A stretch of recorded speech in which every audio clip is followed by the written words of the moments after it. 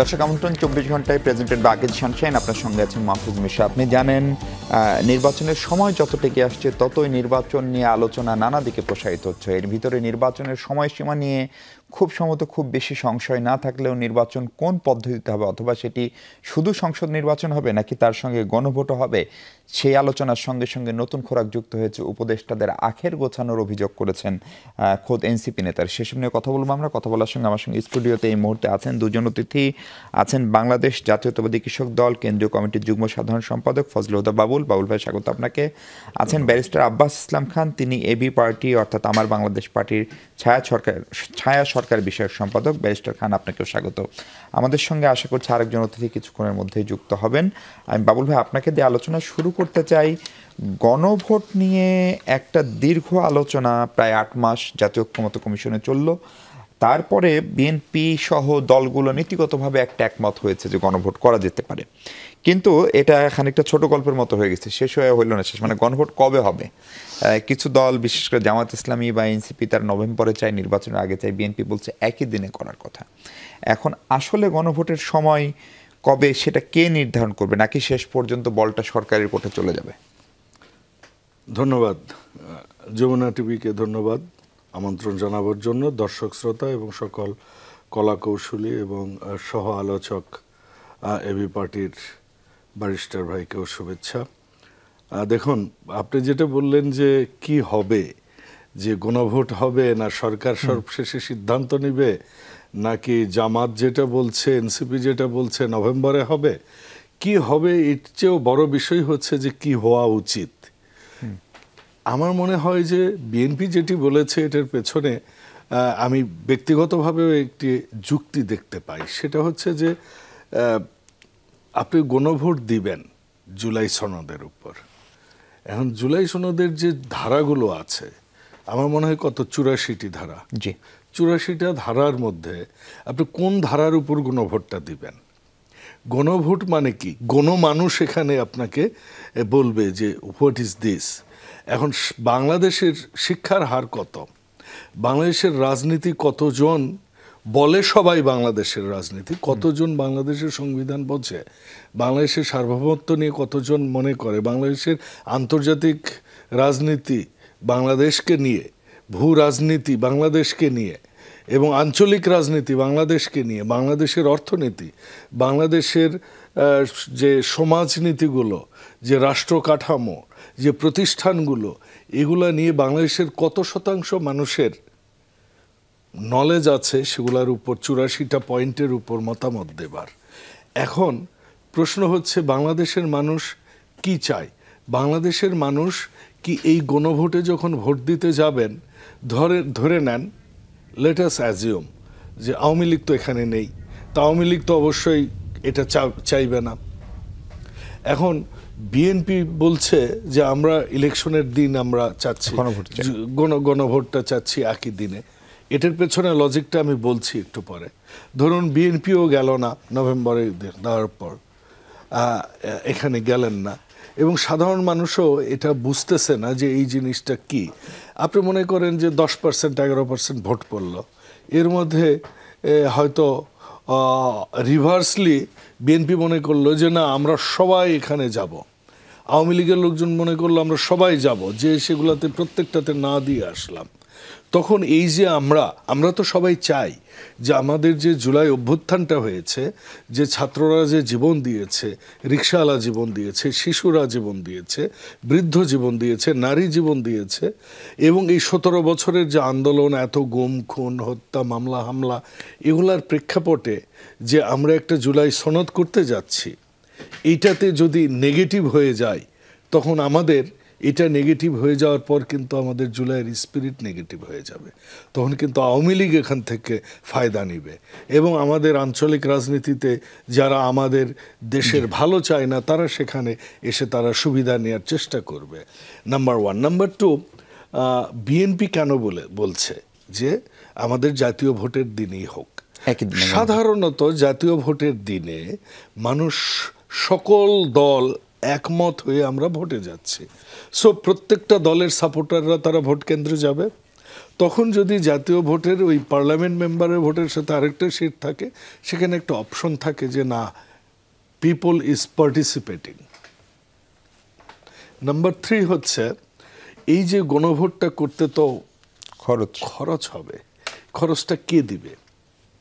NCP দিবে কিংবা জামাত দিবে? তাদের জামাতের তো অনেক ফান্ড আছে, ব্যাপক পয়সা করি আছে জামাতের, তাদের ইয়ানতি ওঠে কয়েকশো কোটি টাকা। তো ওটারে যে নামেই বলেন, তো রিসিট দিয়ে ওই দিন দেখলাম যে একটা, যাই হোক সেটা অন্য আলোচনা। তো সেখানে কি তারা কি এই খরচটা বেয়ার করবে? সাধারণ জনগণের পকেটের টাকা। একটা কৃষক যখন হাটে ধান বিক্রি করতে যায় তাকে খাজনা দিতে হয়। একটা প্রান্তিক কৃষক যখন একটা ছাগল বিক্রি করতে যায় তার উপর তাকে কর দিতে হয়। আমরা কিন্তু জানি না এই দেশের অবস্থাটা কি। ইলিশ মাছ কিন্তু গ্রামের প্রান্তিক কৃষক কেন, মধ্যবিত্তরা খেতে পারে না। আপনি কোন জায়গায় আছেন? দেশের অর্থনীতি নাই। কতগুলো আপনার গার্মেন্টস ফ্যাক্টরি বন্ধ হয়ে গেছে। আমি একটু আগে আরেকটা টকশোতে যেটা বলছিলাম যে আমার 25 বছরের লজিস্টিক্স পেশাতে আমি দেখিনি যে এই সেপ্টেম্বর, অক্টোবর, নভেম্বর, ডিসেম্বরে এয়ারলাইনের কাছে স্পেস নেওয়ার জন্য যে বসে থাকতো কাস্টমাররা যে আমাকে স্পেস দাও, সেটা $5 হোক $7 হোক পার কেজি আমরা পে করব। এই মুহূর্তে ইউরোপের রেট হচ্ছে $2 এবং Qatar Airways, Emirates Airlines, Oman Airline, Etihad তাদের যত কার্গো ফ্রেটার ছিল সব বন্ধ করে দিয়েছে। এয়ারপোর্ট খাকা করছে, মানুষ চাকরি হারাচ্ছে। আমি তো প্রায় গ্রামে যাই, অর্থনীতির অবস্থা ভালো না। অর্থনীতির অবস্থা ভালো না। তরুণ বেকাররা, শিক্ষিত বেকার গোষ্ঠী, এগুলার সমাধান কি আপনার এই গণভোট? থ্যাংক ইউ বাউল ভাই। আমি একটু আমাদের সঙ্গে এর মধ্যে যুক্ত হয়েছেন এসএম সাইফ মুস্তাফিজ। সাইফ মুস্তাফিজ, স্বাগত আপনাকে। সাইফ মুস্তাফিজ জাতীয় নাগরিক পার্টি এনসিপির যুগ্ম সদস্য সচিব। সাইফ, আপনার কাছে আসবো। আমি একটু আব্বাস ইসলাম খান আপনার কাছে আসতে চাই। সম্ভবত গণভোটের সময় সরকার নির্ধারণ করে দিক এরকম একটা প্রপোজাল আপনাদের পক্ষ থেকে এসছে, এইটার কারণটা কি? এটা কি মূলত যেহেতু দলগুলো ঐক্যমত হতে পারছে না সেই কারণে, এবং সরকার চাপিয়ে দিলে কি সেটি সবাই মেনে নেবে বা সেটি কি গ্রহণযোগ্য হবে কিনা? যেহেতু রাজনৈতিক দলগুলোর মধ্যে কোনো ঐক্যমত্য নিয়ে আসা যায়নি, আপনি বিএনপি এক ধরনের চাচ্ছে, জামাত এক ধরনের চাচ্ছে, এনসিপি এক ধরনের চাচ্ছে, সেক্ষেত্রে আপনি তো সবাইকে অ্যাকোমোডেট করতে পারবেন না। তো সেক্ষেত্রে আমি মনে করি, আমরা যেটা মনে করি আর কি, যে সরকার যদি সেটাকে চাপিয়ে দেয়, আপনি যদি বলেন, বা সরকার যদি সিদ্ধান্তটা দেয়, তখন সকল রাজনৈতিক দলগুলোই কিন্তু সেটা মেনে নেবে। আমি আমার কোগেস্ট বাবুল ভাইয়ের সাথে একমত। আমরা কিন্তু এটাও বলেছি যে গণভোটের ব্যাপারে দ্বিমত ছিল, সেটাকে আমরা অ্যাক্টিভলি নিয়ে আসতে পেরেছি, কিন্তু দিনের ব্যাপারে নিয়ে আসতে পারিনি। সেটার ব্যাপারে সরকার যদি সিদ্ধান্ত দিয়ে দেয়, তাহলে আমি মনে করি না রাজনৈতিক দলগুলো বলবে যে আমরা এটা মেনে নিচ্ছি না, বা তারা এটা আন্দোলন করবে। কয়েকটা বিষয় এখানে খেয়াল রাখা উচিত আমাদেরকে। সরকার যেটা চিন্তা করতে পারে, 1 নম্বর হচ্ছে খরচ, যেটার ব্যাপারে আলোচনা হয়েছে। কারণ আপনি 2 দিন করার মধ্যে যে পরিমাণ ম্যাসিভ আয়োজন আপনার করা লাগে, খরচ আপনার করা লাগে, সেটা একটা বড় বিষয়, সরকারকে চিন্তা করতে হবে।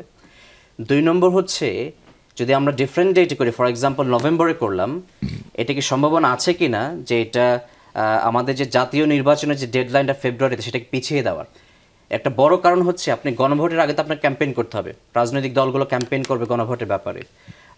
তারপর হচ্ছে আপনার নির্বাচন কমিশনের একটা আয়োজন করার ব্যাপারেও তাদেরকে প্রিপারেশন নিতে হবে। সেই প্রিপারেশনের জন্যও আপনাকে সময় দিতে হবে। জনগণকে, মানুষের, রাজনৈতিক দলগুলোকে জনগণের কাছে যাওয়ার জন্য আপনাকে সময় দিতে হবে। তো সেটার কারণে কি আমরা কি পিছিয়ে পড়বো কিনা ফেব্রুয়ারি নির্বাচনের জন্য, সেটাও সরকারকে চিন্তা করতে হবে।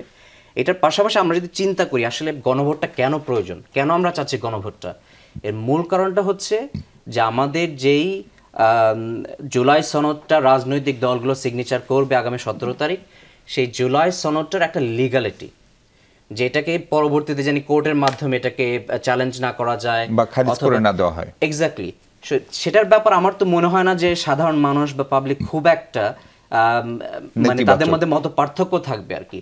তো সেক্ষেত্রে আর গণভোট সাধারণত হ্যাঁ এবং না ভোটের মাধ্যমে, তো সেক্ষেত্রে এটা একটা সম্ভাবনা আছে যে ব্যাপক ভোটের মাধ্যমে, এই গণভোটের মাধ্যমে আপনার জুলাই সনদটা কার্যকর হবে। কিন্তু এটার জন্য আমরা যেটা মনে করি আর কি, যে আমাদের পজিশন হচ্ছে একই দিনে হওয়াটা better on the day of the election. কিন্তু এটার জন্য আমরা যেটা মনে করি আর কি, যে আমাদের পজিশন হচ্ছে একই দিনে হওয়াটা better on the day of the election. কিন্তু এটা সরকারকে সিদ্ধান্ত নিতে হবে, যেহেতু রাজনৈতিক দলগুলো একমত হয়নি। একদম পরিষ্কার। সাইদ মোস্তফা, আপনার কাছে প্রশ্ন হচ্ছে, গণভোট নিয়ে তো একটা প্রশ্ন আছে যে গণভোটটা আসলে কেন জরুরি এবং সময়টা নিয়ে এই দ্বিমতটা কিভাবে মেটাবেন। দ্বিতীয়ত হচ্ছে যে পিআর নিয়ে যে আলোচনা চলছে, উচ্চকক্ষ নিম্নকক্ষ, অনেকগুলো দল নিম্নকক্ষেও চায় উচ্চকক্ষেও চায়। বিএনপি এখন স্ট্যান্ড নিচ্ছে যে তারা পরবর্তী সংসদ এসে পিআরের বিষয়ে সিদ্ধান্ত নেবে। এই আলোচনাটারও সমাপ্তি টানা দরকার কিনা, কারণ নির্বাচন তো খুব কাছাকাছি চলে আসছে। প্রথমে আপনাকে ধন্যবাদ জানাচ্ছি, আমার বিজ্ঞ দুই সমালোচক সহ যারা টিভির পর্দায় দেখছেন সবাইকে শুভেচ্ছা জানিয়ে আমার বক্তব্য শুরু করছি। আসলে দেখুন, মানে বর্তমান যে প্রেক্ষাপট তৈরি হয়েছে এটা আসলে একটা হটস্পট সিচুয়েশন। কারণ মানে আমি শিওর যে আমাদের যে রাজনৈতিক দলগুলো আছে তারাও শিওর না যে আসলে এটা কোন দিকে যাচ্ছে। জাতির সামনে একরকম ঐক্যমত্যের একরকম চিত্র আমরা দেখাচ্ছি, কিন্তু অ্যাকচুয়ালি কিন্তু এখন আমরা জানি না যে অ্যাকচুয়ালি যে জুলাই সনদের যে বাস্তবিক রূপরেখা এটা আদৌ কি আসলে সম্ভব হবে কিনা। কারণ এখানে অনেকগুলো কিন্তু ইফ বাট, এখানে অনেক লুপ হোল রয়ে গেছে। এবং এখানে বিএনপি কিন্তু বড় অংশে অনেকগুলোতে 9টি বিষয়ে মেজর যে সংস্কারগুলোর কথা আমরা বলেছি বা চেয়েছি সেখানে কিন্তু নোট অফ ডিসেন্ট দেওয়া আছে। তো সেটার কার্যকারিতা বা সেটা আসলে কীভাবে আসবে এই ব্যাপারেও কিন্তু এখনও সুরাহা হয়নি। এবং এছাড়াও ধরেন যে মানে জুলাই সনদের আইনি ভিত্তি, তারপরে কার্যকারিতা, এই সবগুলোই এখন আমরা দেখা যাচ্ছে যে মোটা দাগে আমাদের ঐক্যমত্য কমিশন বা বর্তমানে যে ইন্টারিম গভর্নমেন্ট আছে তাদের উপরেই ভরসা করতে হচ্ছে। কিন্তু এই নির্বাচন এবং জুলাই সনদটাকে যে পাশাপাশি আমরা ফেলে দিলাম, এবং আমরা যে এখন যখন স্বাভাবিকভাবে আপনি যখন নির্বাচনের সময়টাই দেখবেন, এটার মানে ভাইয়ের কথা আমি কিছুটা শুনেছি এবং তাদের যে মতামত যে আগে দেওয়ার ক্ষেত্রে কী কী সমস্যা, পরে দেওয়ার ক্ষেত্রে কী কী সমস্যা, ব্যয়, এই জায়গাগুলো তো অবশ্যই আছে। কিন্তু আপনি দেখেন সেম ডেতে যখন হবে তখন কিন্তু এটার যে গুরুত্বটা পাওয়ার কথা, জুলাই সনদ যে গুরুত্ব, সেটা কিন্তু সেভাবে থাকবে না। তখন আলাদা একটা ইলেকশনের একটা আমেজ অলরেডি আবহ থাকবে, সেখানে সেই মার্কাগুলো নিয়ে ক্যাম্পেইন থাকবে। আলাদা যে জুলাই সনদের যে গুরুত্ব সেটা কিন্তু দেখা যাবে হারিয়ে যাবে। এবং আমার মনে হয় যে কয়েকদিন পর তারা বলবে যে এটা পলিটিক্যাল ইশতেহারের মাধ্যমে এই ব্যাপারগুলো আনেন, জনগণ যদি ম্যান্ডেট দেয় তাহলে আপনারা নেক্সট পার্লামেন্টে যে করবেন। তো এই যে লুপহোলগুলা আমার মনে হচ্ছে আমরা এইদিকে আসলে যাচ্ছি এবং জাতি আমার মনে হয় যে আবারও নতুন করে প্রতারিত হবে। তো সেই ক্ষেত্রে বিএনপি বা বড় রাজনৈতিক দল বা এনসিপি যারাই আছে না কেন, তাদের প্রতি আমার উদ্যত আহ্বান যে আসলে মানে নতুন করে জাতিকে প্রতারণা যেন না করে, এবং এই যে একরকম সামনে থেকে একরকম দেখানো আবার পরবর্তীতে যে চেঞ্জ হয়ে যাওয়া, সেটার একটা সম্ভাবনা তৈরি হয়েছে অলরেডি। আর পিআর এর আলোচনার সমাপ্তি কিভাবে হবে? আর হ্যাঁ, পিআর এর যে আলোচনাটার কথা, পিআর এর আলোচনাটা দেখেন, পিআর কিন্তু প্রথম থেকে আপার হাউসের নিয়েই কিন্তু মূলত কথা হচ্ছিল। হঠাৎ করে কিছু রাজনৈতিক দল পুরো সিস্টেমে লোয়ার হাউসের যে পিআর এর আলাপটা করে তুললো এবং মাঠের আন্দোলনে চলে গেল। তো এইখানে আমার কাছে মনে হলো এটা একটা রাজনৈতিক বার্গেনিং টুল হিসেবে হয়তো বা রাজনৈতিক দলগুলো ব্যবহার করছে। আলটিমেটলি তারাও কিন্তু বিলিভ করে না আমার কাছে মনে হয়েছে, কারণ সেটা কিন্তু এখন স্টিক নেই। লাস্ট যে মিটিং হলো সেখানে কিন্তু তাদের নিম্নকক্ষের কোনো পিআরের আলাপই আনলো না। তো আমার কাছে মনে হচ্ছে যে এই বিষয়টা তারা তুলছেই যে মানে হয়তো একটা রাজনৈতিক বার্গেনিং টুল হিসেবে, কিন্তু এর ফলে যেটার সমস্যা হলো যে আপার হাউসে যে পিআরের আলাপটা বা তার গুরুত্বটা সেটা কিন্তু অনেকাংশেই এখন লোপ পেয়ে গেছে। কারণ পিআর মানে এখন মানুষ বুঝছে হচ্ছে লোয়ার হাউসে, কিন্তু আপার হাউসে যে সাংবিধানিক যে আমাদের যে সংকটগুলো তৈরি হয়েছে প্রিভিয়াস সময়তে, সেটা যে উত্তরণের যে একটা সুযোগ আমরা সবাই ঐক্যমত্যের সাথে সুযোগটা তৈরি হয়েছিল, সেই জায়গাটা কিন্তু আবার বাধাগ্রস্ত হয়ে গেল। তো এইটারও যে আলটিমেটলি এই সংকটটার উত্তরণটা কি সেটাও কিন্তু এখন আমরা ধোঁয়াশায় আছি। জি জি, বাবুল ভাই আপনার কাছে আবার ফিরি। উপদেষ্টারা কেউ কেউ অনেকে আখের গোছাচ্ছেন। জাতীয় নাগরিক পার্টির সিনিয়র নেতা সামান্তা শারমিন আনুষ্ঠানিকভাবে অভিযোগ করেছেন। তার আগে দলটির প্রধান বলেছেন যে সেফ এক্সিট নিয়ে সবাই মানে সরকারের লোকজন ভাবছেন। এই আলোচনাগুলো কেন আসছে? মানে এই উপদেষ্টা যারা এসছেন তারা তো সবচেয়ে বেশি সমর্থন নিয়ে আসার কথা গণ অভ্যুত্থানের পরে, ফলে তারা কেনই বা আখের গোছাচ্ছেন, কেনই বা তারা তাদের সেফ এক্সিট নিয়ে ভাবতে হচ্ছে? যদি অনেক উপদেষ্টায় কথা বলেছেন এর মধ্যে, তারা বলছেন তাদের সেফ এক্সিট নিয়ে তারা একেবারেই চিন্তিত না, কিন্তু এই প্রশ্নগুলো আসছে কেন? কোথাও কোনো সংকট কি আছে আসলে? আমি যখন ভারতে ছিলাম 10 বছর দিল্লিতে, তখন একটা কথা ছিল যে কলকাতা আর ঢাকা হচ্ছে রাজনীতির আখড়া, এখানে প্রত্যেক দিনই রাজনীতি হয়, সবাই রাজনীতিবিদ। বাংলাদেশে আমার কাছে মনে হচ্ছে কিছুদিন থেকে যে আসলে তত্ত্বের অভাব নাই, কথার অভাব নাই, তর্কের অভাব নাই, এটা হয়তো আমরা জন্মগতভাবেই পেয়েছি। দেখুন, প্রথম কথা আমরা যদি বলি এই সরকারের অনেক ব্যর্থতা যদি আমরা দেখি, তারপরও একটা সফলতা আমি দিতে চাই, সেটা হচ্ছে যে 17 বছরের ধ্বংসস্তূপ ছিল সেখান থেকে কিন্তু সরকার কোনো মতে হলেও দেশটাকে টিকে রেখেছে, অর্থনীতি কিছুটা রিজার্ভ উন্নতি করেছে, সেটা লোকাল মার্কেট থেকে কিনে হোক আর যেভাবেই হোক, আমরা এখন পর্যন্ত আমাদের সার্বভৌমত্বটা টিকে রেখেছি। আমি এর জন্য হলেও এই উপদেষ্টাদের, এই সরকারকে ক্রেডিট দিতে চাই। দ্বিতীয়ত হচ্ছে এই সরকার কিন্তু সবার, ফ্যাসিস্ট আওয়ামী লীগ ছাড়া প্রত্যেকটা রাজনৈতিক দলের ঐকমতের সরকার এইটা। আমার মনে হয় বাংলাদেশের ইতিহাসে এটাই এরকম সরকার যাকে সমস্ত রাজনৈতিক দল যাকে সমর্থন দিয়েছে, সাপোর্ট দিয়েছে। এখন আসেন আপনি যে তাদের সম্পর্কে যেসব কথা উঠছে, কথা রাজনৈতিক, কথা রাজনীতির মাঠের কথা অনেক টাইপের থাকতে পারে। আমার কথা হচ্ছে সামান্তা অথবা নাহিদ ইসলাম, ওনারা, নাহিদ ইসলাম বিশেষ করে, উনি তো সবসময় উল্টাপাল্টা কথা বলেন না। যখন ওনারা বলেছেন নিশ্চয়ই ওনাদের কাছে তথ্য আছে, আর এই তথ্য যদি ওনারা প্রকাশ না করেন এবং এই তথ্য নিয়ে অ্যাটলিস্ট ওনারা যদি দুদুকে না দেন কিংবা নিদেন পক্ষে একটা সংবাদ সম্মেলন করে এগুলো না বলেন, আমার মনে হয়েছে রাজনৈতিক দলের প্রধান হিসেবে এইটা তার জন্য ব্যাপক ব্যর্থতা বয়ে আনবে ভবিষ্যতে। তৃতীয়, আমি শেষ করি এখানে, তৃতীয় হচ্ছে যদি আপনি সেভ এক্সিটের কথাই বলেন, পত্রপত্রিকায় যা দেখছি সেখানে কিন্তু ওই আপনার এনসিপি আমাদের উপদেষ্টা মহোদয় কিন্তু তার এলাকায় এবং হাসনাতের এলাকায় যেসব বরাদ্দ দিয়েছেন, অন্যান্য ডিস্ট্রিক্ট লেভেলেও এরকম বরাদ্দ দেয়নি, এগুলো কিন্তু প্রকাশ্য। আপনি আসিফ মাহমুদের কথা বলছেন, আসিফ মাহমুদ সজীব ভুঁইয়ার কথাই বলছি আমি। অনেক কিছুই কিন্তু প্রকাশ্য, সেক্ষেত্রে পাল্লাটা তাদের উপরেই ভারী বেশি হয়। আর সবার আগে কিন্তু বিএনপিই বলেছিলেন যে আসিফ মাহমুদ সজীব ভুঁইয়ার পদত্যাগের কথা। এখন তাদের কিন্তু এটা বলবার এবং জাতীয় দায়িত্ব হয়ে দাঁড়িয়েছে নাহিদ ইসলামের জন্য। আমি একটু খুব ছোট করে এই প্রসঙ্গে আব্বাস ভাই আপনার কথা একটু শুনতে চাই, যে উপদেষ্টারা আসলে আখের গোছাচ্ছেন, এনসিপি নেতৃবৃন্দের এই অভিযোগকে কতখানি আপনারা আমলে নেন বা সত্য মনে করেন? এটা সত্যতা থাকতে পারে, কিন্তু আমি এটাকে মনে করি যে এই সময়ে এই ইস্যুটা তোলাটা অনেকটা আননেসেসারি। কিন্তু প্রশ্ন আসতে পারে কেন তারা এটা করছেন। এটা আমার যেটা আন্ডারস্ট্যান্ডিং, এটা হলো তারা হতাশা থেকে করছেন।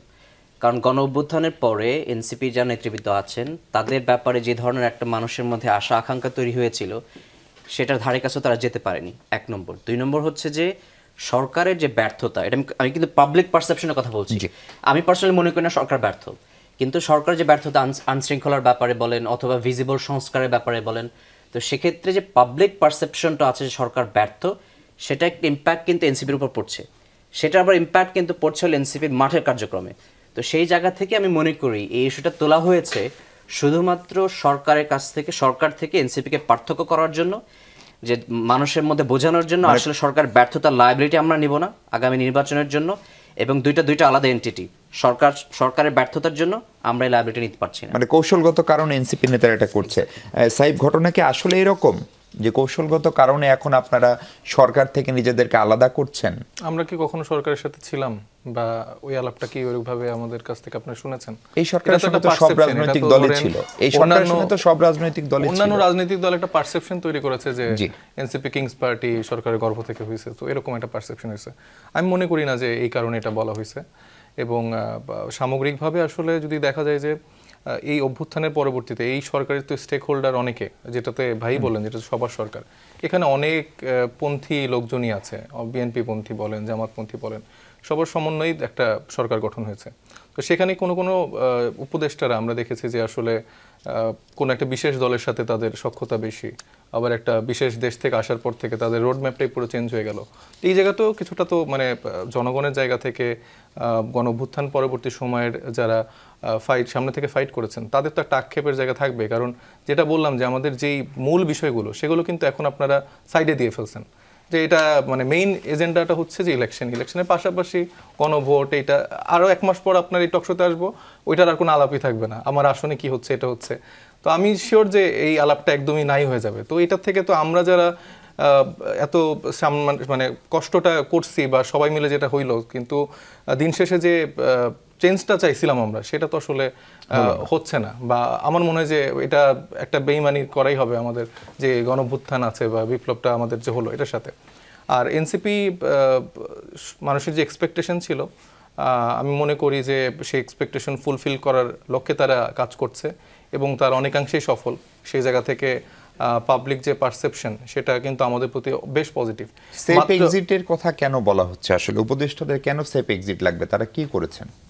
এটা নাহিদ ইসলাম উনি বলেছেন, তো আমার মনে হয় যে ওনার বক্তব্যটা আসলে ভালো। তবে আমার যেটা মনে হয় যে আমি প্রসঙ্গটা অলরেডি উল্লেখ করলাম যে এখানে কিছু উপদেষ্টারা আছেন যারা একটি বিশেষ দলের প্রতি আজ্ঞাবহ এবং তাদেরকেই সার্ভ করার জন্য তারা মোটা দাগে কাজ করে যাচ্ছেন। সেই ক্ষেত্রে মানে প্রধান উপদেষ্টার ওনার হয়তো অনেক কিছুতেই ইচ্ছা আছে যে এই পরিবর্তনগুলো করবেন, কিন্তু ধরেন তার চারপাশের যে বলয়, সেখানে যদি বারবার তাকে একরকমই বলা হয় যে এটা করতে হবে, এটা করতে হবে, না হলে কিন্তু এটা হবে, না হলে কিন্তু এটা হবে, এই যে জুজুর একটা ভয় দেখানো, সেটা অনেকাংশে সফল সেই বিশেষ রাজনৈতিক দল। তো সে সফল হওয়ার ক্ষেত্রেই তো এটা তো আপনার গণভ্যুত্থান বলেন, আমাদের বিপ্লবের সাথে তো একটা বেইমানি করা। তো এই মানুষগুলার দিন শেষে জবাব দিতে তো জায়গা থাকবে যে এই 3 মাস পর, 1 বছর পর যখন পাবলিক দেখবে যে আসলে এই রাজনৈতিক দলগুলো, রাজনৈতিক ব্যক্তিরা, উপদেষ্টা মণ্ডলী সবাই তাদের আসলে একটা ঘোল খাওয়া হয়েছে, তো তখন তো তাদের তো একরকম জায়গা তৈরি হবে যে ক্ষোভের জায়গা। তো তার আগেই কেউ যদি আসলে একটা সেফ কোনো জায়গায় চলে যেতে পারে, তাহলে তো তার এটা ফেস করতে হচ্ছে না। সাহেব, এরকম অবস্থায় কি আপনাদের এই যে ধরেন প্রত্যাশা এবং প্রাপ্তির মাঝে যে বিশাল ফারাকটা তৈরি হলো, এইটা কি নির্ধারিত সময়ে নির্বাচনেও কোনো প্রভাব ফেলবে কিনা? বিশেষ করে সার্জিস আলম বলছেন যে ডিসেম্বরের ভিতরে যদি রায় হয় তাহলে ফেব্রুয়ারিতে ভোট নিয়ে তাদের আপত্তি নেই। তার মানে হচ্ছে রায় যদি ডিসেম্বরে না হয় তাহলে ভোট ফেব্রুয়ারিতে নিয়ে আপত্তি থাকতেও পারে কিনা, সেই প্রসঙ্গে কথা বলবো আমরা। দর্শক, তার আগে ছোট্ট একটা বিরতি নিয়ে আমাদের সঙ্গে থাকুন। দর্শক, বিরতির পর স্বাগত রাখবেন। আমরা কথা বলছি 24 ঘন্টায়।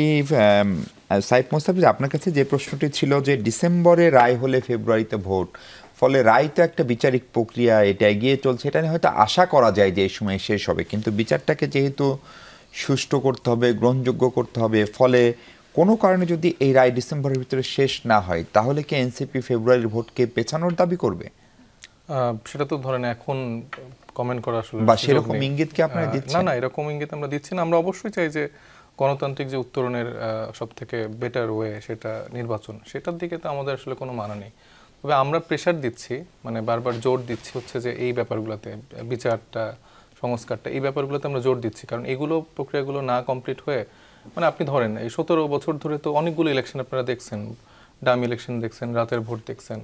তো এই ইলেকশনগুলো কিভাবে মেকানিজম হয়েছে, ইলেকশন কমিশনের কিভাবে কাজগুলো করছে, ওই পরিবর্তনটা, ওই সংস্কারগুলো না করে যদি সেম পদ্ধতিগত জায়গায় আপনি আরেকটা ইলেকশন করেন, তাহলে কি ইলেকশন কমিশনারের জায়গায় সুযোগ নাই যে আগের মতো করে মেকানিজম করে কোনো একটা দলকে বা কাউকে ফেভার করা? তো এই জায়গাগুলো তো থেকে যাচ্ছে। মানে আমার কথা হচ্ছে যে আমরা গোড়ায় কাজটা না করে আমরা একদম রেজাল্টের দিকে চলে গেলাম। তো সেটা তো আসলে আলটিমেটলি এই এত মানুষের স্যাক্রিফাইসের ফলের মানে কি ফল হলো আসলে? তাহলে এই যে এতগুলো সংস্কার কমিশন, সেখান থেকে ঐক্যমত্য কমিশন, সেখানে সংস্কারের কাজটা হয় নাই না। আপনি কোথায় সংস্কার দেখছেন? কোথায় সংস্কার হলো? মানে মেজর আপনি বলতে পারেন এরকম কোন সংস্কার কি আপনি বলতে পারবেন যে হইছে? মানে নির্বাচন ব্যবস্থা, রাজনীতি, প্রশাসন, পুলিশ প্রশাসন সবই তো আগের মতো করেই চলতেছে, সব তো সেম সিস্টেমে। আপনি আজকে দেখছেন বোধহয় যে সেনাবাহিনীর যেই 15 জন সদস্য ছিলেন তাদের ভিতরেই একটা বাড়িতে এখন অস্থায়ী কারাগার হিসেবে তাদের সেনা আইনের মাধ্যমে রাখা হলো। তো এটা তো আলটিমেটলি আমাদের নতুন বাংলাদেশে তো আসলে আমরা এটা এক্সপেক্ট করি না। কারণ সেনাবাহিনী আমাদের মানে সব থেকে ফাইনেস্ট ফোর্স, যারা আমাদের দেশের সার্বভৌমত্বের জায়গাটা রক্ষা করছেন, এবং তাদের মানে ফোর্স হিসেবে বাহিনীর সাথে আমাদের কিন্তু কোনো দূরত্ব নাই, বিরোধ নাই। কিন্তু যেই মানুষগুলা এই মানে সেনাবাহিনীর মতো এরকম একটা প্রতিষ্ঠানকে কলুষিত করছে, তাদেরকে আমরা বিচার দেখব না? মানে তারা তো মোটামুটি মানে খুব আরামে গায়ে বাতাস লাগিয়ে ঘুরতেছিল এবং তারা ফিল করছিল যে আমাদের কেউ হয়তো কোনো কিছু করতে পারবে না।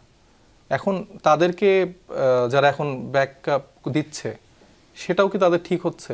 মানে মানুষ তাদেরকে যেভাবে অনার করে বা যেই জায়গাটাতে তাদেরকে রাখে, সব থেকে উপরে রাখে, তো তাদের কি উচিত ছিল না যে ট্রাইব্যুনাল যে বিচার হচ্ছে সেখানকার মতে বা সেভাবে আসলে জিনিসটাকে প্রসেস করা, বরঞ্চ তাদেরকে আলাদা করে একটা সুপ্রিম জায়গায় ফিল করানো বা আলাদা করে জায়গাটা ন্যারেট করা, এটা তো আসলে সবার জন্য আসলে একটা খারাপ এক্সাম্পল, ব্যাড এক্সাম্পল ক্রিয়েট করলো।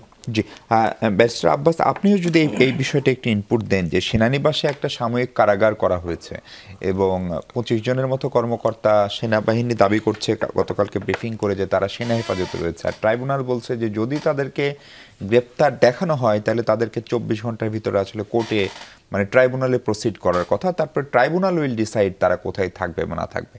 আসলে আইনি ব্যাখ্যাটা কি? আবার অনেকে বলছেন যে অভিযুক্ত যে সেনা কর্মকর্তারা তারা তো আগেও ছিলেন, তাদের বিচার তো সবসময় মানে সেনাবাহিনীর আদালতে বা কোর্ট মার্শাল যেটা আমরা বলি সেখানে হয়েছে, এবারেরটা কেন তাহলে বাইরের কোর্টে হবে? যেহেতু আইসিটি একটা বিশেষ ল, সেখানে যেহেতু বলা হয়েছে যে ইভেন সেনাবাহিনী অথবা এই ধরনের তাদের বিচার করা যাবে, তো সেক্ষেত্রে তাদেরকে ট্রাইব্যুনালের দ্বারস্থ হওয়ারই প্রয়োজন কথা। তাদের জন্য কিন্তু আলাদা কোর্ট মার্শালের কোনো নিয়ম কিন্তু বর্তমান আইসিটিতে নেই। তো সেই জন্য যেটা আইসিটি থেকে বলা হয়েছে, প্রসিকিউশন টিম থেকে, উইচ ইজ রাইট, যে আপনার তাকে যদি কাউকে গ্রেফতার করা হয় উইদিন 24 আওয়ার্স তাকে সেই আদালতে উপস্থাপন করতে হবে, দেন আদালত সিদ্ধান্ত দিবে তাকে জামিন দিবে কি দিবে না।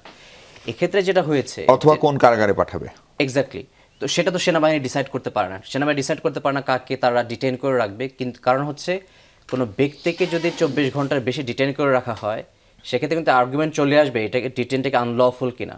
তো সেক্ষেত্রে কিন্তু সেনাবাহিনী একটা বিপদে পড়ে যাবে। যদি আনলফুল ডিটেনশন হয়, তাকে নিয়ম অনুযায়ী ট্রাইব্যুনাল নিয়ে আসা দরকার ছিল উইদিন 24 আওয়ার্স, সেটা না করাও যদি হয়, then there is an argument by those 15 individual যাদেরকে ডিটেন করা হয়েছে, এই ডিটেনশনটাকে আনলফুল কিনা। তো সেটা একটা আর্গুমেন্ট। কিন্তু আমি মনে করি যেটা, যে তাদেরকে উইদিন 24 আওয়ার্সের মধ্যে নিয়ে আসাটা দরকার। ট্রাইব্যুনাল যেহেতু একটা ডিফারেন্ট সেট অফ প্রসিডিওর, সেটার মধ্যেই তাদেরকে যাওয়া দরকার এবং সেটার মাধ্যমেই তারা জামিন আবেদন করবেন। জামিন যদি না পায়, সেক্ষেত্রে ট্রাইব্যুনাল ডিসাইড করতে পারে। হ্যাঁ, ট্রাইব্যুনাল বলতে পারে এখানে যে তারা যেহেতু আর্মির এক্স আর্মি অফিসিয়াল অথবা কারেন্ট আর্মি অফিসিয়াল, তারা চাইলেই সেখানে সেনাবাহিনী ক্যান্টনমেন্ট আলাদা করে তাদের জন্য একটা কারাগার থাকতে পারে, সেটা ট্রাইব্যুনাল যারা ডিসাইড করতে পারে। But they have to be presented to the tribunal first, then the tribunal will decide যে কোথায় তাদেরকে রাখবে। জি, বা সেই আলোচনার অংশ হিসেবেও হয়তো আজকের এই অস্থায়ী কারাগারটা হতে পারে। বাট এগেইন, অস্থায়ী কারাগারটা এই স্টেজে তো করাটা কোনো লিগালিটি আমি দেখি না। কারণ হচ্ছে আপনার উইদাউট গেটিং দি অ্যাডভাইস অথবা আপনার ট্রাইব্যুনালের যে সিদ্ধান্ত বা অর্ডার যদি আমরা না দেখি, সেটার আগেই কিন্তু আপনি এটা করে একটা ইমপ্রেশন কিন্তু আপনি দিচ্ছেন ট্রাইব্যুনালকে যে আমরা একটা আলাদা কারাগার করে রেখেছি, তার মানে তুমি যে সিদ্ধান্তটা দেবে সেই সিদ্ধান্তটা হতে হবে কিন্তু আলাদা কারাগারে রাখার জন্য।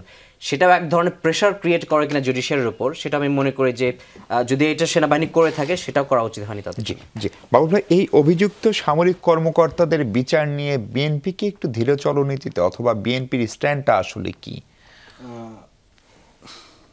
এই কথা বলতে গেলে আবার আরেকটু সামনে থেকে বলতে হবে। 5 তারিখের পর মনে হয়েছে যাবতীয় আয়োজন বিএনপিকে ঠেকানোর জন্য, এবং আমার মনে হয়েছে যে এই সংস্কার বলেন আর আপার হাউস বলেন, লোয়ার হাউস বলেন, এই 31 দফা বলেন বা আমাদের যেটা ভিশন 2030 যেটা ম্যাডাম খালেদা জিয়া দিয়েছিলেন, এগুলো কিন্তু আমরা বহু আগে দিয়ে রেখেছি।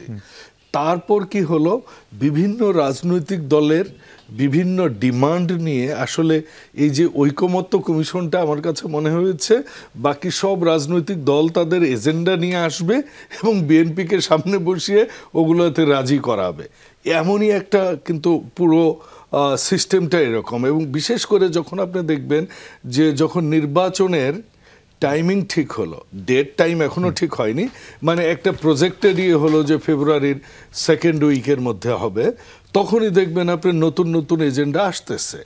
আমার কাছে মনে হয়েছে যে এগুলা ভোট বন্ধ করার চেয়ে কিংবা আমার কাছে মনে হয়েছে যে কোনো নেগোসিয়েশনের চেয়েও আমার কাছে কখনো কখনো মনে হয় যে এটি কি দেশকে অস্থিতিশীল করবার জন্য কিনা। কারণ আমরা কিন্তু ইতিহাস কিন্তু জানি, আমরা যদি জামাতের ইতিহাস দেখি, 47 জামাত পাকিস্তানের পক্ষে ছিল না, 71-এ বাংলাদেশের পক্ষে ছিল না, 88-তে কিন্তু গণতন্ত্রের পক্ষে ছিল না, 86-তেও গণতন্ত্রের পক্ষে ছিল না জামাত। এখন জামাত কি স্ট্র্যাটেজি নিয়ে এগুলা করতেছে, কার কথায় আপনি দেখবেন গত 3-4 মাস জামাত কিন্তু আওয়ামী লীগকে নিয়ে, একটি ফ্যাসিস্ট সরকারকে নিয়ে একটি কথাও কিন্তু বলেনি। এই জামাতের আমির কিন্তু শুরুতেই 5 তারিখের পর বলেছিলেন ভারতের সাথে আমাদের বন্ধুত্ব হতেই পারে। এই যে এই কথাগুলো আমার কাছে কখনো কখনো খুবই কনফিউশন লাগে। আমি সাংবাদিক নই, আমি বুদ্ধিজীবীও নয়, খুবই ছোটোখাটো একজন রাজনীতিবিদ, কিন্তু আমার কাছে কখনো কখনো এটা মনে হয়েছে। এখন আসি আপনার সামরিক কর্মকর্তাদের বিচার। সামরিক কর্মকর্তাদের দেখুন, সামরিক আইন তো একটা আছে, সে আইনে তাদের একটা কাস্টমস আছে, একটা কালচার আছে। অনেক সময় ব্যারিস্টার ভালো বলতে পারবে যে আইনের ঊর্ধ্বে অনেক সময় কাস্টমস, কালচার বা কনভেনশন, প্রথা, রীতি এগুলা অনেক সময় দামি হয়ে যায় আইনের চোখে কখনো কখনো, কোন কোন ক্ষেত্রে he can tell us in a better way. But আমার কাছে মনে হয়েছে তাদের যে সংবাদ সম্মেলন করে যে কথাগুলো তারা বলেছেন, তারা বিচারের পক্ষে, তারা চায় তাদের যথাযথ বিচার হোক, তারা ইনসাফের পক্ষে, একদম ইনসাফ শব্দটা তারা উচ্চারণ করেছে। আমার মনে হয় এটা ভালোর দিকেই যাবে, কারণ আমরাও বিচার চাই। আমরা চাই যে এই ফ্যাসিস্ট সরকারের সকল দোষরের বিচার হোক। এখন সাইফ একটা কথা বলেছেন শুরুতে যে নোট অফ ডিসেন্ট দিয়েছে বিএনপি 9টা। আরে ভাই, বিএনপি যদি সবই রাজি হয় তাহলে তো let's go and make a Baksal party all together. আমাদের রাজনীতিতে আদর্শের পার্থক্য থাকবে, মতের পার্থক্য থাকবে, থটের পার্থক্য থাকবে, চিন্তাভাবনা পার্থক্য থাকবে, এবং সেই পার্থক্যগুলো নিয়েই আমরা জনগণের কাছে যাব। আমরা কিন্তু গত 16-17 বছর বিএনপি রাজনীতি করেছে, আন্দোলন করেছে, সংগ্রাম করেছে, জেল জুলুম খেয়েছে। চৌধুরী জানে আলম বোধহয় প্রথম গুমের শিকার। তো তারা গুমের শিকার হয়েছে, খুনের শিকার হয়েছে। তাদের দাবি একটাই ছিল, সেটা হচ্ছে ফ্রি, ফেয়ার, ক্রেডিবল একটা নির্বাচন দেওয়া, জনগণের ভোটাধিকার রক্ষা করা, ফিরিয়ে দেওয়া, জনগণ যেন ভোট দিয়ে তাদের প্রতিনিধি নির্বাচন করে। এখন জনগণ তাদের ভোট দিয়ে প্রতিনিধি নির্বাচন করলেই কি দিনের এই যে এখন যেমন দারিদ্র্যের হার আরও 21% বেড়ে গেছে, তো ডেট সার্ভিসিং আমাদের অনেক, শুধু লোকাল এবং ফরেন দুইটাই ঋণ আমাদের পরিশোধ করতে হচ্ছে। এটি কি রাতারাতি ঠিক হয়ে যাবে? কিছু কিছু জিনিস তো ঠিক হয়ে যাবে। There will be someone to address this. এটা আপনি হতে পারেন, জামাত হতে পারে, বিএনপি হতে পারে, কিংবা আমরা সকলে মিলেও হতে পারে। আমরা তো জাতীয় সরকারের ঘোষণা আছে।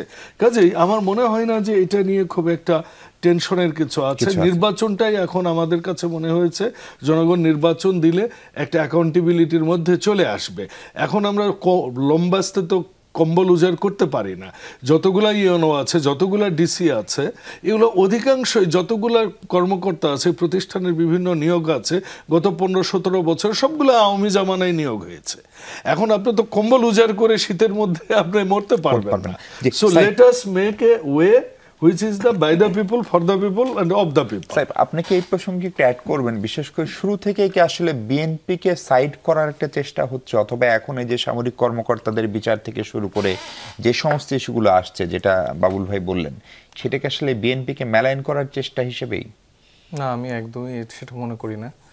আমি যেটা মনে করি যে মানে বিএনপি আসলে নিজেদেরকে নিয়ে যেটা ভাবছে সেটা আসলে ভুল।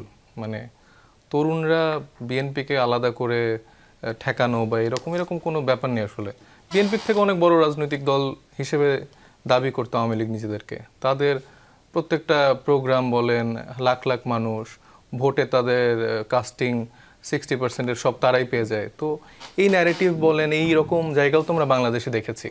তো নতুন করে আরেকটা রাজনৈতিক দল যদি নিজেদেরকে এইভাবে চিন্তা করতে পারে যে আমরাই তো সর্বে আমাদেরকে ঠেকানোর জন্য সবাই হয়তো এই জায়গাগুলো বলছে। দেখুন, আমাদের এই মানে লড়াইটা বা জুলাই যে আমাদের আসলো, সেটা কি পরিপ্রেক্ষিতে আসলো? পুরনো যে রাজনৈতিক দলগুলো ছিল তাদের একটা ব্যর্থতার ব্যাগেজটা টেনে আসলে আমাদেরকে রাজপথে নামতে হলো, আমাদের লড়াই করতে হলো। এবং আমরা কোন কোন বিষয়ের জন্য আসলে এই লড়াইগুলো করলাম, কোন কোন পরিবর্তনের জন্য। তারা অনেক সময় বলে এই চাকরির জন্য তোমরা আন্দোলন ছিল, কোটার জন্য আন্দোলন ছিল, এটা তো আমরাই করছি। তো ব্যাপারটা আসলে কিন্তু সেরকম না। এটা আমাদের সবারই মোরলেস 10-12 বছরের অ্যাটলিস্ট একটা জার্নি আছে। এবং আমরা ক্যাম্পাস লাইফ থেকে দেখেছি যে আসলে কিভাবে একটা সরকার কি মানে স্বৈরতান্ত্রিকতা প্রত্যেকটা সিস্টেমের জায়গায় জায়গায় বসিয়েছে। এবং মজার ব্যাপার হচ্ছে যে মানে আমরা তরুণরা কিন্তু আশাবাদীও হতে পারছি না যে বিএনপি যদি ক্ষমতায় এসে তারা রাতারাতি আর একটা নতুন বাংলাদেশ বানিয়ে ফেলবে। তারা হয়তো ওই সিস্টেমের জায়গায় আরেকটা নতুন জায়গাতে তারা অধিষ্ঠিত হবে, সেম জিনিস। তো সেই জায়গায় আমরা যখন তরুণরাই আন্দোলনটা করলাম বা লড়াইটা করলাম, সেখানে সারা দেশের মানুষ, রাজনৈতিক দল সবাই আসলে অংশগ্রহণ করেছে। তবে তার পরবর্তী সময় থেকে আমরা বারবার বলেছি আমরা পরিবর্তন চাই। আপনি দেওয়ালে দেওয়ালে লেখা দেখবেন যে তারা পরিবর্তন চাচ্ছে, বিকল্পকে চাচ্ছে। তো তারা মানে যে জায়গাগুলো দেখতে চেয়েছিল সেটার জন্যই আমাদের মূল লড়াইটা ছিল। তো তারা বারবার ভাবছে যে উচ্চকক্ষে পিআর চাওয়াটা আসলে তাদের বিরোধিতা করা, তারা আসলে ভাবছে যে সাংবিধানিক প্রতিষ্ঠানগুলোর স্বাধীনতা চাওয়া মানে তাদের বিরোধিতা করা, তারা আসলে মনে করছেন যে প্রধানমন্ত্রীর ক্ষমতায়নের জায়গাটা কমানো মানে তাদের বিরোধিতা করা। এটা তো আসলে ভুল। এটার কেন আমরা বিরোধিতা বিএনপির করছি? এটা তো আমরা পুরো সিস্টেমেটিক চেঞ্জ চাচ্ছি, তারা কি আসলে এটা চায় না? আর মাত্র 3 দিন পরে জুলাই সনদের চূড়ান্ত হচ্ছে, তাই তো 17 তারিখ আমরা যদি ভুল না করি। ফলে সেই জুলাই সনদ বাস্তবায়ন কিভাবে হবে, কত দিনে হবে, তার একটা সময়সীমা বেঁধে দেওয়ার কথা কেউ কেউ বলছে। সেটা আসলে কতখানি বাস্তবসম্মত হতো? সেটা যদি কোনো দল, আপনারা নির্বাচিত হয়ে যে দলই যান, তারা যদি না মানেন, কারণ আমাদের সামনে এরকম উদাহরণ রয়েছে 93 জোটের রূপরেখা, সেক্ষেত্রে মানুষ কতখানি আশাহত হবে? সেই প্রসঙ্গে কথা বলবো দর্শক, তার আগে একটা বিরতি নিই।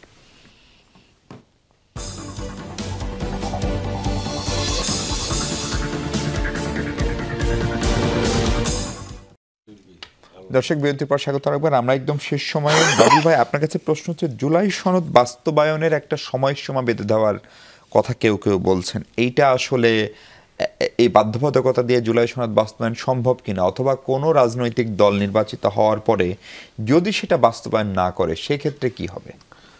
দেখুন, এইটা কিন্তু 24টা হচ্ছে সকলের মতামতের ভিত্তিতে হচ্ছে, এবং এখানে প্রত্যেকের অ্যাটেন্ডেন্স আপনি দেখেছেন যে এমনকি টেলিভিশনে ব্রডকাস্ট হয়েছে, লাইভ হয়েছে এটা। তো এমন পরিস্থিতিতে, এবং সেটা সবার সিগনেচার হচ্ছে, এমন পরিস্থিতিতে আমার ব্যক্তিগতভাবে মনে হয় এইটাই ইটসেলফ এজ এ ডকুমেন্ট।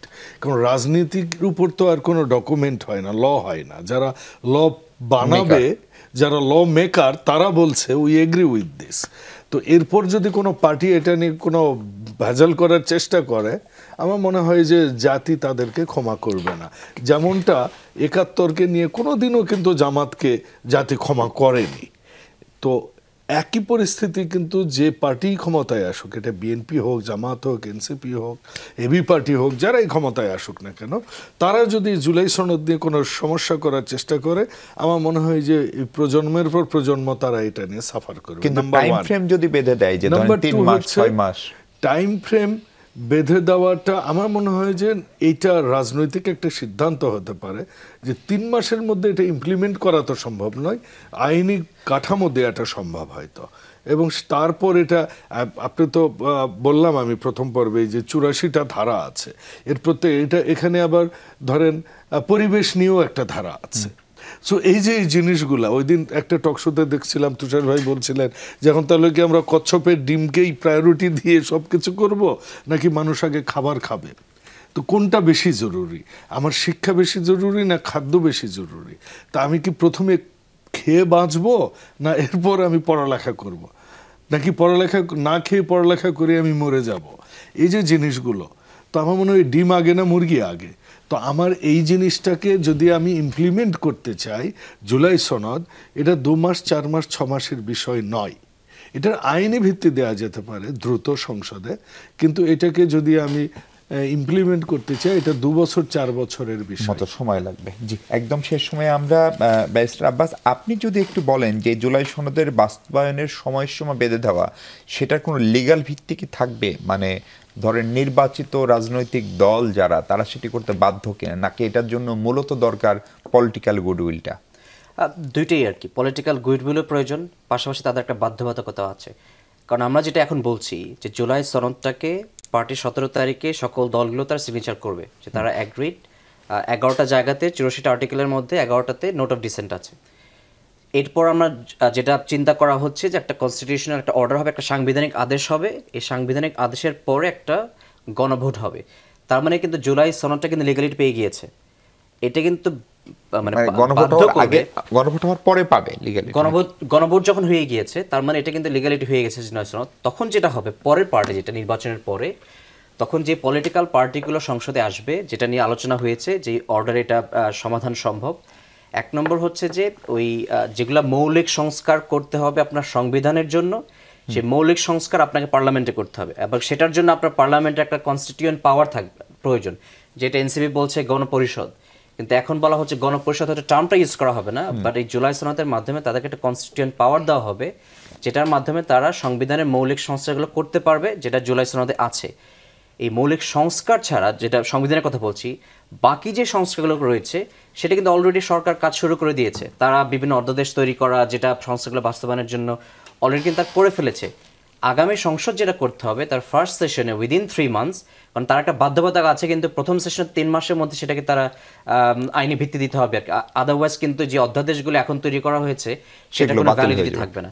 তো সেক্ষেত্রে আমি মনে করি না যে পার্টিগুলো খুব একটা সমস্যা তৈরি করবে নির্বাচনে। যেগুলো অধ্যাদেশ তৈরি হয়ে আছে সেগুলো তারা প্রথম সেশনে সেটাকে অ্যাপ্রুভ করে দিবে, কিন্তু যেটা নিয়ে হয়তো পলিটিক্যাল পার্টির মধ্যে ডিবেট হবে সেটা হচ্ছে এই 11টা জায়গাতে নোট অফ ডিসেন্ট যেটা রয়েছে, এবং এটার পাশাপাশি যেগুলোতে আপনার সংবিধানের মৌলিক যে পরিবর্তনগুলো নিয়ে আসবে সেটা পার্লামেন্টে ডিটেলস আলোচনা হওয়া উচিত, বিতর্ক হওয়া উচিত।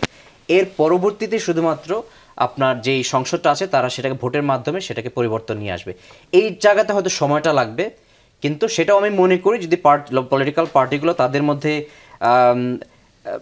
এই জুলাই সনদ বাস্তবায়নের জন্য সৎ ইচ্ছা থাকে, মানুষের আকাঙ্ক্ষাটা তারা যদি অ্যাকসেপ্ট করে, তাহলে উইদিন 4 মান্থস আফটার নির্বাচন প্রথম সংসদ শুরু হওয়ার 4 মাসের মধ্যে এটা সমাধান করে ফেলা সম্ভব। জি জি, থ্যাংক ইউ। সাইফ, আপনার একজন সহযোদ্ধা মুনতাসির মাহমুদ, তাকে চাকরি হারাতে হলো, তারপর পরে দল থেকেও তাকে আপনারা বহিষ্কার করলেন। সে তার ফেসবুক স্ট্যাটাসে স্পষ্ট করছে যে জুলাই গাদ্দারদের সব রেকর্ড প্রকাশ করা হবে। তার মানে জুলাই নিয়ে কি অনেকেই গাদ্দারি করলো, অথবা এই জুলাইয়ের গাদ্দার বলতে সে আসলে কাদেরকে বোঝাচ্ছে, বা সে প্রকাশ করলে সেটা নতুন কোনো সংকট বা বিতর্ক তৈরি করবে কিনা? আমার মনে হয় যে হয়তো তার ফ্রাস্ট্রেশনের জায়গা থেকে কথাগুলো বলছে। এখন দেখুন, এনসিপি একটি রাজনৈতিক দল, এনসিপির রাজনৈতিক দলের যারা প্রতিনিধিত্ব করছে তারা তো নিশ্চয়ই কোনো একটি প্রতিষ্ঠানে যে মানে লোকজন নিয়ে আসলে গ্যাঞ্জাম করাটা, এটা সাংগঠনিকভাবে আমরা তো এটা আমি সাপোর্ট করতে পারি না।